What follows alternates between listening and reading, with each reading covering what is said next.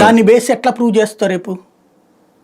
అంటే బెనిఫిట్ ఎప్పుడైనా సరే ఒక మర్డర్ కానీ ఒక నేరానికి మోటివ్ ఉండాలి. ఇందులో మోటివ్ ఏమని చూపించారు? బెనిఫిట్ పొందారు, ప్రజలకి ప్రభుత్వానికి రావాల్సిన సొమ్ము తినేశారు. కానీ అంతకుముందు కంటే ఎక్కువ వచ్చింది. దెన్ అక్కడతో పెద్ద ఫ్లా. పోనీ మద్యం ఎక్కువ అమ్మేసి డబ్బులు ఎక్కువ తినేశారు అందామంటే తక్కువ అమ్మారు అన్నటువంటిది తేలిపోయింది అక్కడ. అదొక పెద్ద ఫ్లా. అట్లాగే ఎక్సైజ్ మంత్రికి సంబంధం లేదు అనేటటువంటి ఇంకొక ఫ్లా.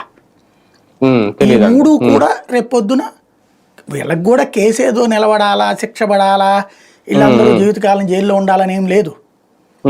ఇప్పుడు ప్రస్తుతం వీళ్ళదంతా కూడా ఏంటంటే అదంతా కుంభకోణాలమైనరా, జగన్ అనేటువంటి వాడిని ద్వేషించాలా, జగన్ చాలా దుర్మార్గుడు అని చెప్పాలా.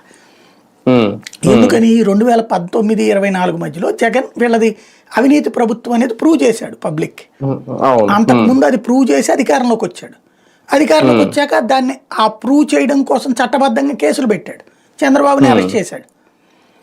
అంతకుముందు ఆ మొక్క జగన్ని అనడానికి కుదిరేది కాదు, ఎందుకంటే అంతకుముందు అతను ప్రభుత్వంలో లేడు.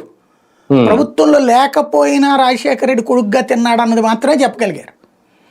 ఇప్పుడు ప్రభుత్వంలోకి వస్తే ఇతను తినేస్తాడరా అనేటటువంటి జనాలకి ఫీల్ కలిగించాలి. అతను సైకలాజికల్గా మంచోడు కాదు, క్రిమినల్ అనే ఫీలింగ్ కలిగించాలి.